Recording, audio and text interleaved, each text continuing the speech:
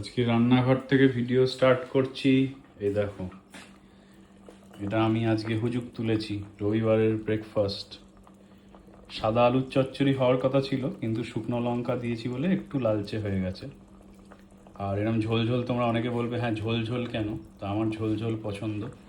আমি যখন বানাই বা শেষটাও যখন বানায় আমার জন্য ওইরকম ঝোল ঝোলই বানাই, কারণ আমার এটা ভালো লাগে।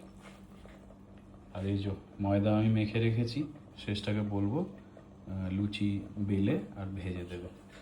তো এইটা আমার পার্ট ডান। এই যে ম্যাডাম, কে কাঁদছিল ভ্যাঁ ভ্যাঁ করে বিনা কারণে? বিনা কারণে না, কারণ ছিল। কি কারণ? যে আমি সোজা হয়ে বসেছিলাম বলে আমি ওর থেকে কিছুটা দূরে হয়ে গেছিলাম। তো মুখের সামনে ওর থাক। মুখের সামনে আমার মুন্ডুটা থাকতে হবে। কি রে? যতদিন এরকম ভালোবাসা পাওয়া যায়, হ্যাঁ, এরপরে আমি বলবে, দেখবো "মা, দেখবো ভালোবাসা যাও তো এখান দেখবো। থেকে।"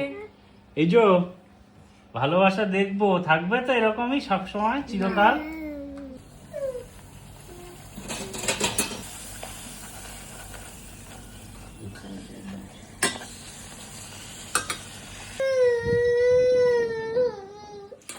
এই যে থ্যাংক ইউ।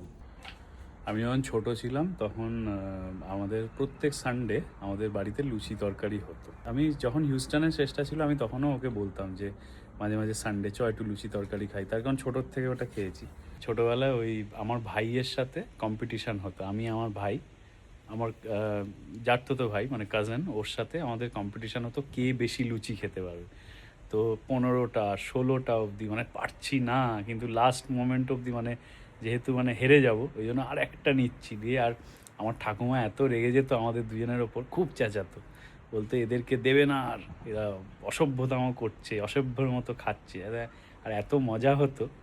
তো মাঝে মাঝে আমার ওইগুলো মনে পড়ে যায়, ছোটোবেলার ওই দিনগুলো, যে কীরকম কম্পিটিশান করতাম লুচি খাওয়ার জন্য। তো চলো, আমাদের লুচি তরকারি খাওয়া হয়ে গেছে।